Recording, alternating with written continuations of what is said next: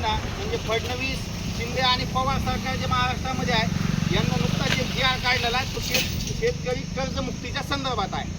त्या जी आरला, त्या योजनेला, कर्जमुक्तीच्या योजनेला त्यांनी नाव दिलेलं आहे पुण्यश्लोक अहिल्यादेवी होळकर शेतकरी कर्जमुक्ती योजना 2026. तर हा जी आर आता नुकताच काही दिवसापूर्वी निघालेला आहे.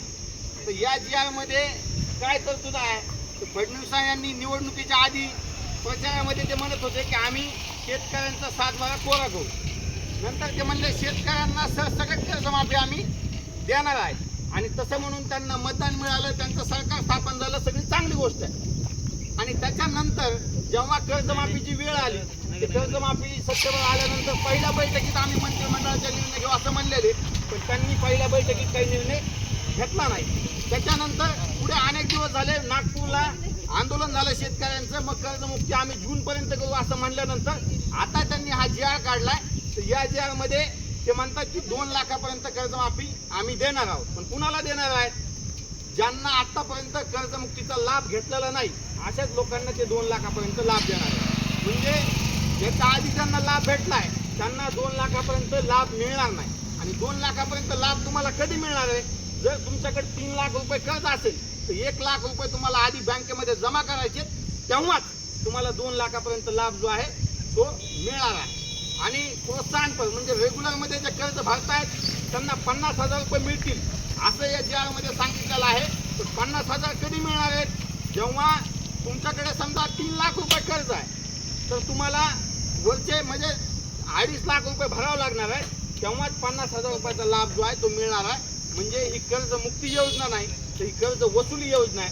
शेतकऱ्याकडचं सगळं कर्ज त्यांना वसूल करून घ्यायचं आहे त्यांच्याकडे. आणि एका ठिकाणी तर त्यांनी असं म्हणलेलं आहे, या जी आरमध्ये पान क्रमांक 6 वरती आता हा जी आर आहे तुम्हाला ऑनलाईन डिजिटलमध्ये पण मी उपलब्ध करून देऊ शकतोय सगळ्याकडे. याच्यामध्ये त्यांनी सांगितलेलं आहे की ज्यांना लाभ मिळाला आहे आधी त्यांना 50,000 रुपये सुद्धा लाभ मिळणार. म्हणजे अशा उलटसुलट गोष्टी या जी आरमध्ये आहेत. ही ओळ आहे, या ठिकाणी मी तुम्हाला वाचून दाखवतो की या योजनेमध्ये शेतकरी कर्जमुक्तीचा लाभ दिलेल्या शेतकऱ्यांना प्रोत्साहनपर लाभ दिला जाणार नाही.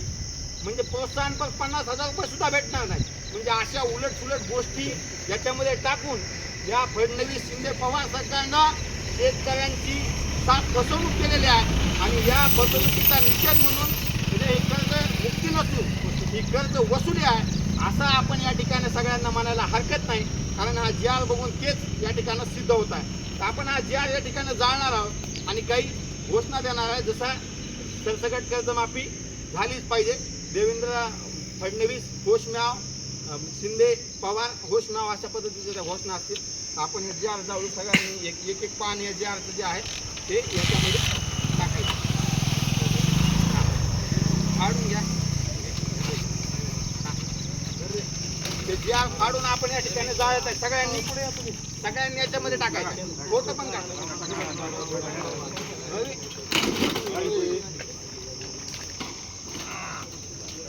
अरे सरसकट कर्ज मुक्ती झालीच पाहिजे, सरसकट कर्ज मुक्ती झालीच पाहिजे, शेतकऱ्यांचं सरसकट कर्ज माफ झालंच पाहिजे. देवेंद्र फडणवीस मुर्दाबाद, देवेंद्र फडणवीस मुर्दाबाद. शेतकऱ्यांना सरसकट कर्जमुक्ती मिळालीच पाहिजे,